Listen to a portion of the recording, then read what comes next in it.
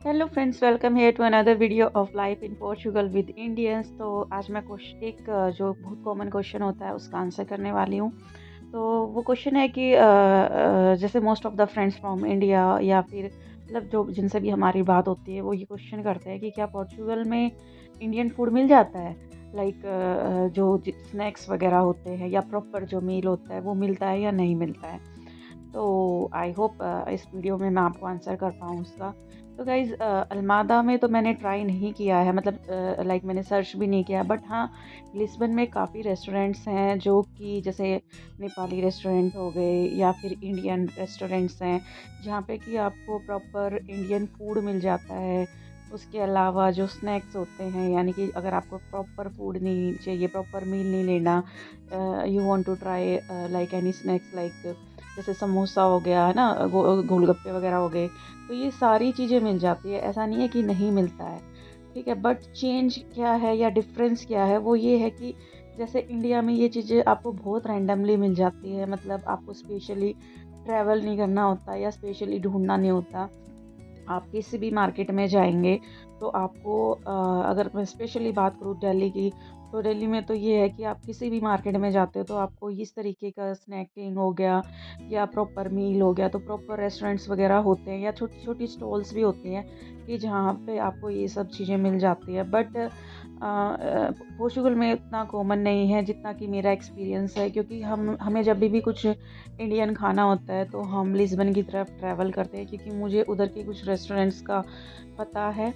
उसके अलावा मार्ते मुनीज़ यहाँ पे एक एरिया है जहाँ पे आपको बहुत सारे इंडियन स्नैक्स वगैरह मिल जाते हैं। जो लोग पोर्चुगल में रहते हैं ऑलरेडी, उनको इसके बारे में ऑब्वियसली पता होगा, क्योंकि जितना भी लाइक कुछ स्पेशल वेजिटेबल्स हैं या स्पाइसेस हैं या कुछ जो जितना भी इंडियन स्नैकिंग है, उसके लिए मारुति मुनीज़ काफ़ी फेमस है कि जो चीज़ें कहीं और नहीं मिलेंगी आपको इंडिया से रिलेटेड, जैसे फ्रूट्स वेजिटेबल्स की मैं बात करूँ, वो आपको वहाँ पे मिल जाती हैं, ठीक है।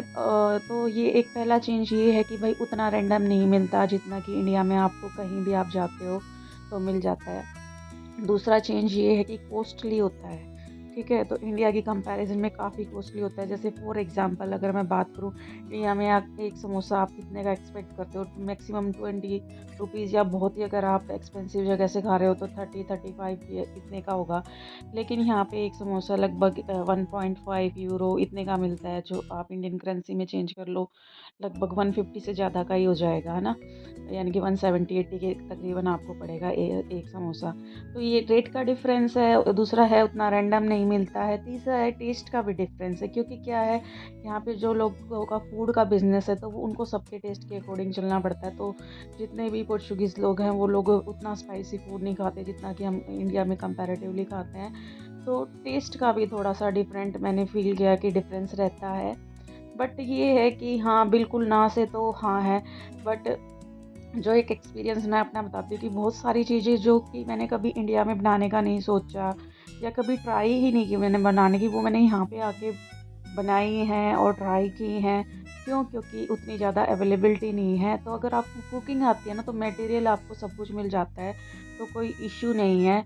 हाँ, अगर कुकिंग नहीं भी आती और आपको क्रेविंग होती है तो भी आपको मिल जाता है सब कुछ इंडियन खाने का। जैसे अगर मैं स्नैकिंग की बात करूँ, स्वीट्स की बात करूँ या प्रॉपर मील की बात करूँ, बट थोड़ा-सा टेस्ट में आपको कॉम्प्रोमाइज़ करना पड़ेगा। वो टेस्ट में कॉम्प्रोमाइज़ का मतलब ये है कि उतना स्पाइसी नहीं होता।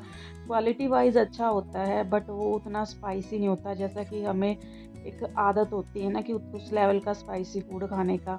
तो ये डिफ़रेंस रहता है। आई होप आपको इस क्वेश्चन का आंसर मिला होगा। So thank you so much for watching this video.